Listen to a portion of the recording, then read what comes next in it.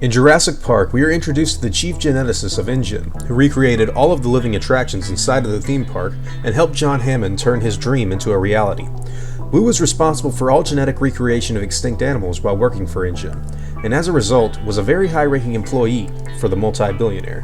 However, after the events of Jurassic Park, Wu would be out of a job, seeing as how the park became compromised and the dinosaurs killed several people in their escape, crippling the business prospects of John Hammond and his company InGen.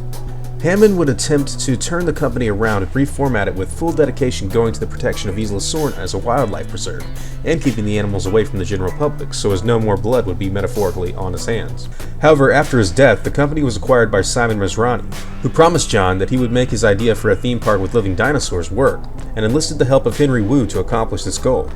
Wu hadn't stopped working on genetic engineering since the demise of Jurassic Park. However, it's unknown all of what he was working on in between this large gap in time, and in the film Jurassic World, we learn he has found other employers besides Masrani. Vic Hoskins seems to have a military endgame with the park's velociraptors and orders Wu to evacuate all embryos on Jurassic World off island so they can be used in the future. Knowing the park will be Chapter 11 by morning, Wu gathers up what's left of the embryos and leaves with the InGen army, where it's revealed this sector of the company will make sure he's taken care of and not to worry about anything. Where's Hoskins? He's sending you and the assets to a secure location. But our deal is still intact! Don't worry, you'll be well taken care of. Let's go! Henry Wu is a curious character with a lot of history that is as of now unknown to the audience. He's unfortunately a villain though, and in Jurassic Park movies, villains meet very, very gruesome ends.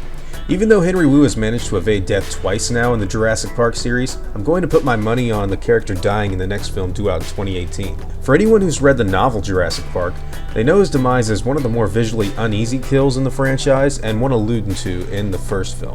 Alan Grant scares a young boy at the beginning of the film when describing the attack of a velociraptor and details the raptors cutting across their prey's belly and spilling their intestines before consumption, and leaves the line, Point is, you are alive when they start to eat you. After falling on his back around a group of savage raptors in the original novel, Wu has his stomach sliced open by the sickle-shaped claw on one of the raptor's feet, and begins to scream in pain while his intestines are ripped out and tugged on by a few velociraptors. Henry screams on and on, only to have his cries answered by hungry snarls and growls while the animals feast upon him, tugging on his guts and ripping him apart. This death is one of the most gruesome in the novels and definitely one that stands out to its readers.